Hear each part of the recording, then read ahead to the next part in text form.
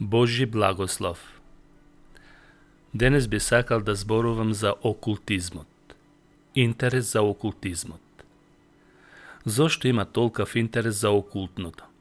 За она што е скриено и непознато за човекот, каде што постои голема опасност за човечката душа. Живееме во модерен свет со големи изуми и достигнувања. А сепак, не можам да се изначудам колку голем интерес има за окултизмот и суеверието. Поплавени сме од голем број на секаков вид пророци, кои секојдневно предскажуваат нешто.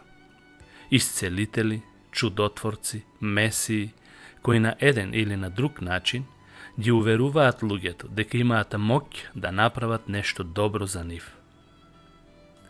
Многу млади луѓе директно или индиректно го почитуваат таткото на лагата, ѓаволот, старата змија, сатаната. Статистиките покажуваат дека мнозина кои се занимаваат со вакви нешта имаат душевни проблеми, секакви други проблеми, запаѓајќи во амбисот да си го одземат и животот. Не постои весник каде што не се пишува за хороскопот и астролошките карти. Сето тоа веќе се смета за нормално, па дури ги покануваат астролозите пред некој значаен настан или ден да ги кажат нивните предвидувања.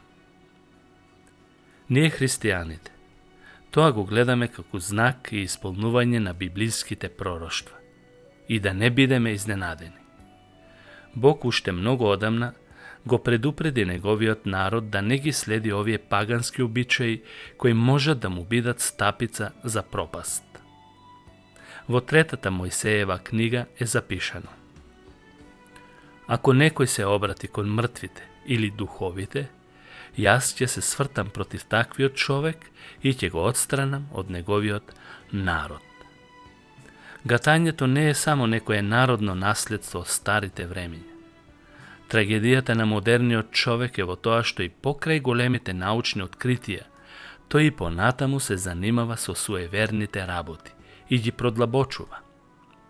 Народот има мобилни, компјутери, комуницира со целиот свет на сосема софистициран начин, а од друга страна го гледаме тој истиот, ја прашува бабата како да го отстрани урокот од себе. Зошто е тоа така? Проблемот е во тоа што на човекот како создадено битие му треба водство и сигурност на животот. Ниту ти или кој да е, не е без оваа потреба. Бог како наш татко се погрижи тоа да го даде на секој човек на посебен начин. Исус Христос умре на Голгота за твоите гревови. Тој стана човек за да го земе нашиот грев.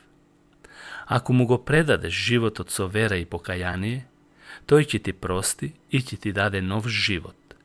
Ако не веруваш во Божиот Син, тогаш си во робството на ѓаволот кој си поигрува со твојот живот, токму со овие пагански и суеверни појави. Демонските сили дејствуваат и ќе дејствуваат и понатаму, само да немаш допир со вистината која се откри во Христос. Бог ни забранува да се занимаваме со овие појави и со тоа ја искажува неговата таткова грижа и заштита. Ако бараш услуга од гатач или спиритист, тие што повикуваат духови, колку и да се модерни и да употребуваат фрази кои се прифатливи за модерниот човек, всушност го прашуваш ѓаволот, тој кој се крие зад сите овие суеверие и паганштини. Мнозина се измамени преку разни религиозни предмети, во форма на крстови и слики и секакви иконографии кои одаваат впечаток на искрена побожност. Христос сите тие кои се занимаваат со тоа ги нарече волци во овчи кожи. Никаде во Библијата немаме потврда дека предметите треба да ни служат како средства за доближување до Бог. Бог е дух и секој пристап кон него е во дух и вистина. Бог во 5-та книга Мојсеева, 18-та глава вели: да нема некој помеѓу вас кој ќе ги принесува своите деца низ оган, ни врачари, ни астролози, ни бајачи или сонувачи, спиритисти, повикувачи на мртви и ослободувачи од уроци, зашто сите овие нешта се грев пред Господ. Гледањето во дланка, гледање во кафе, карти, телепатија, хипноза, астрологија, хороскоп и така натаму, сите овие нешта и многу други работи спаѓаат во тежок и гнасен грев одвратен пред Господ.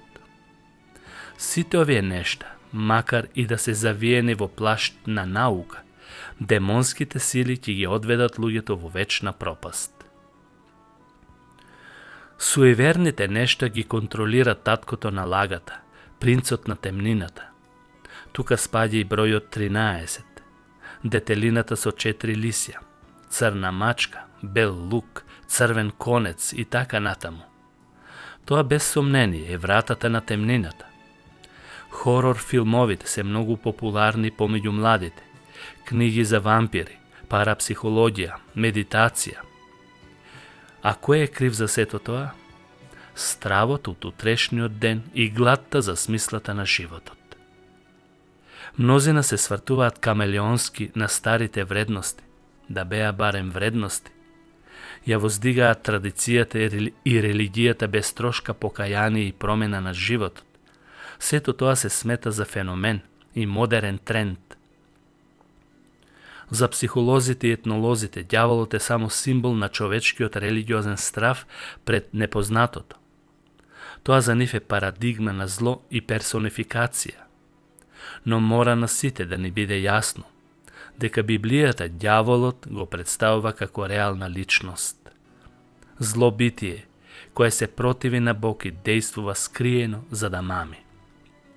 Но сепак, на крстот Исус го победи, го порази ѓаволот, старата змија и му е смачка главата. Многумина кои се занимавале со вакви нешта, Исус ги ослободил и ги спасил. Немој да ја плаќаш цената со тоа што ѓаволот ќе те вовлекува во неговите игри. Цената ја плати Исус и нема потреба и ти да ја плаќаш со тоа што ќе се обидуваш на друг начин да се спасуваш од проклетството. Твојата душа вреди повеќе од било што на овој свет.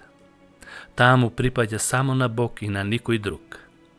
Библијата нагласува дека Христовата крв има сила и моќ на ослободување преку дејството на Светиот Дух. Бог ветува дека ако се покаеш, ќе го испрати во тебе Светиот Дух и ќе те ослободи од сите суеверие и окултни појави. Исус вели: ако Синот ве ослободи, на вистина ќе бидете слободни. Слободата е духовна. Кога Исус ќе те ослободи, сатаната ќе нема власт над тебе. Стори го тоа уште сега, додека е свежо тоа што го слушна. Повикај го Бог во молитва со едноставни зборови, онака како умееш да ги кажеш. Не дозволувај никој да ти го одземе тоа што Бог ти го дава во Христос, а тоа е вечен живот. Бог и во Стариот и во Новиот Завет строго му забранува на човекот да има допир со сите овие суеверија што ги спомнав досега. Исус рече дека тоа е патот, тоа е вистината и тоа е животот. Нема потреба од други патишта и други вистини. Во него, во Христос, се скриени сите богатства на мудроста и знаењето. Кога го бараме него, ние се исполнуваме со потребите за кое копне е нашата душа. И не само тоа, туку го откриваме животот по смртта кој е реален и вистинит. Ако не доаѓаме во молитва преку Христос и бараме други патишта за разоткривање на тој живот, човекот автоматски потпаѓа под влијание и дејство на ѓаволот, кој го замаглува патот на човекот преку ваквите појави. Гледај оваа порака да не ја презреш со тоа што ќе помислиш кој ти ја кажува или дали е така. Бог има една вистина. Таа вистина е Библијата. Ако ова е забрането, тогаш останува забрането за секогаш. Бог да те благослови. Амин.